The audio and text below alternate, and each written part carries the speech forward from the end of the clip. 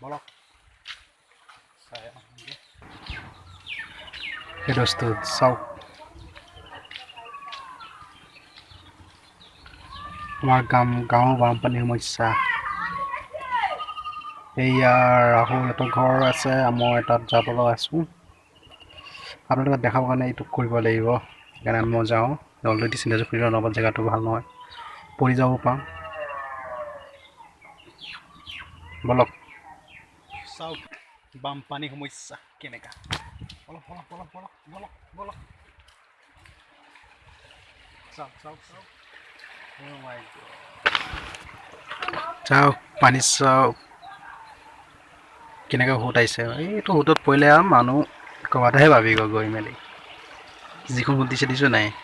তুমি পথাৰ বুৰি ঘৰ বুৰিব এতিয়া অলপ পিছত ইমানে পানীটো বাঢ়িছে দুটটো গোটেই বাঢ়িছে যে কি কবি আৰু অলপ পানীত পৰি চাওঁচোন কিমান ভাল লাগিছে ভাল লাগিব আৰু পানীত পৰিলে কিন্তু বেয়া লাগিব ন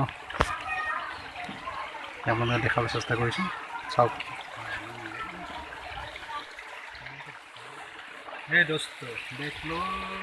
कैसा है बहुत देखो पानी कैसा आ रहा है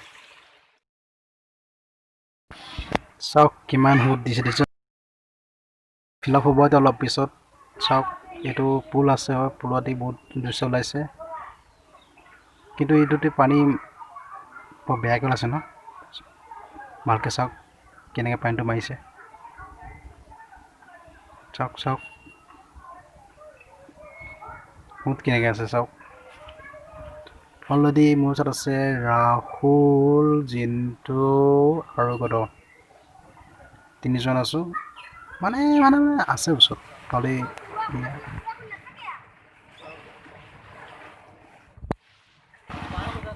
চাওক পানীটো বহুত ডাঙৰ হৈ আছে প্ৰত্যেক মিনিটত বহুত ডাঙৰকৈ উঠিছে পানীটো চাওক আপোনালোকক মই জুম কৰি দেখাব চাওক কিমান বাঢ়িছে পানীটো ন সেইটো জুমত চাওক আপোনাৰ এই মানুহজন মাছ ধৰি আছে এটা গছ গিৰাই দিছে বাৰু কি কৰিব এখন আমাৰ গাঁও হয় অলপ পানী বাৰিষাত ইমান হৈ যায় তাৰমানে আপুনি ইয়াতকৈ ডাঙৰ হয় কিন্তু আপোনাৰ প্ৰথম পানী মই দেখাইছোঁ সেইটো ইমান ডাঙৰ হোৱা নাই বাৰু চাওক পুলত চাওক কেনেকৈ পানী ওলাইছে চাওক